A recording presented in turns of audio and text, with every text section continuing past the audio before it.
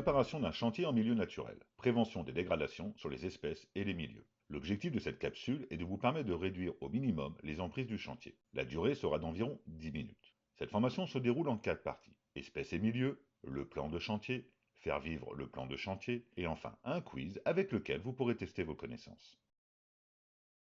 Commençons par un quiz apéritif qui va stimuler votre appétit en posant une question sur ce que vous allez étudier. C'est l'effort de recherche qui compte, et pas l'évaluation. Quelles conséquences peuvent être engendrées sur le milieu lors de la mise en place et la réalisation d'un chantier?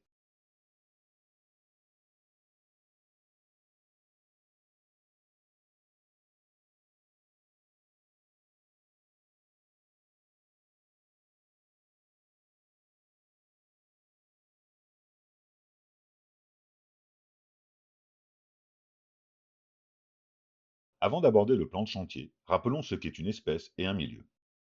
Une espèce est un ensemble d'individus déterminés en fonction d'une combinaison de facteurs morphologiques et génétiques, capables de se reproduire entre eux et d'engendrer une descendance viable et féconde, dans des conditions naturelles.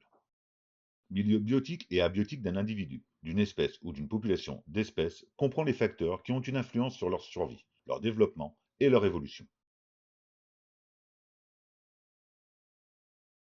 Afin de limiter l'emprise sur un chantier et pour avoir une vision globale du futur déroulement des travaux, il peut être intéressant d'avoir un plan de chantier. Un plan de chantier est composé d'un plan faisant état de l'inventaire faunistique et floristique du site, d'un plan de circulation, d'un plan de prévention et d'un plan de remise en état du site. Le plan de chantier fixe des bases, mais vous devez être capable d'observer au quotidien l'implantation du chantier et des espèces en présence, afin de réagir de façon efficace et adaptée. Le plan de circulation du chantier permet de faire figurer les différentes aires du chantier. Ici, nous pouvons remarquer la base vie, la zone de travaux, la zone de circulation piétonnière, la zone à enjeu écologique et la zone de stockage temporaire. Sur certains plans peuvent également apparaître l'aire de livraison, la zone de manutention, la zone de circulation des engins. Lorsque vous délimitez cette zone, veillez à tenir compte des gabarits.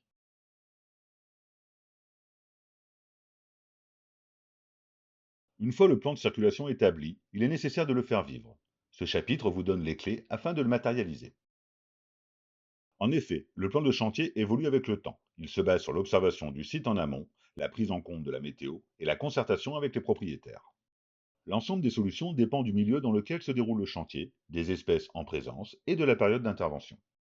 La matérialisation et la mise en défense n'est pas transposable d'un chantier à un autre. L'introduction ou le déplacement d'une espèce invasive peut également dégrader un milieu.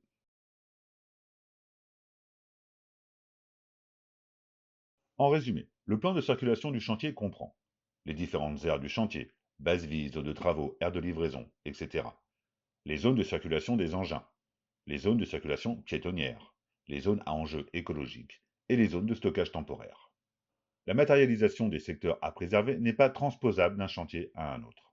L'ensemble des mesures dépend du milieu dans lequel se trouve le chantier, des espèces en présence, de la période d'intervention et du matériel utilisé.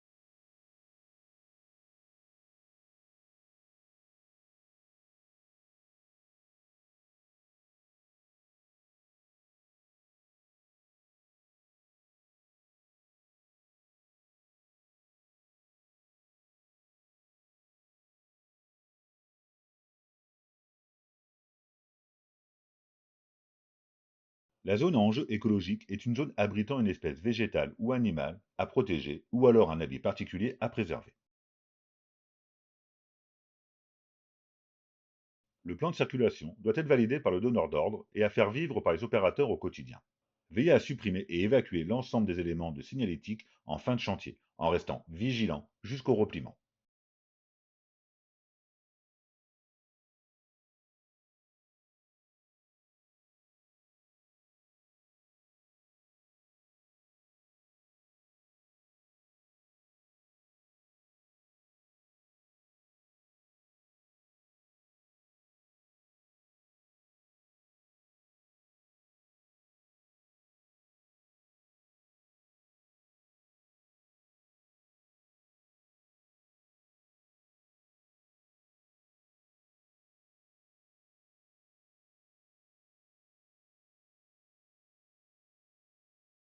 Ce quiz vous permettra de tester et d'approfondir vos connaissances.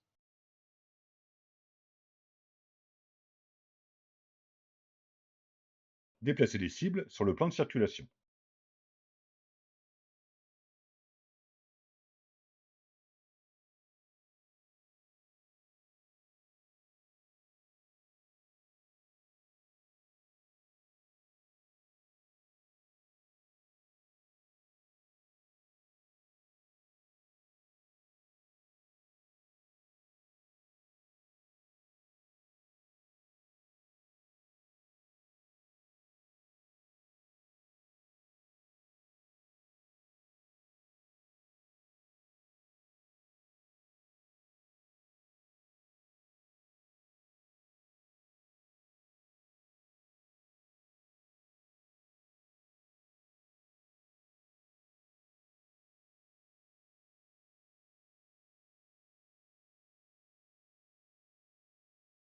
Afin de limiter les dégradations sur les chantiers, il est nécessaire de se renseigner sur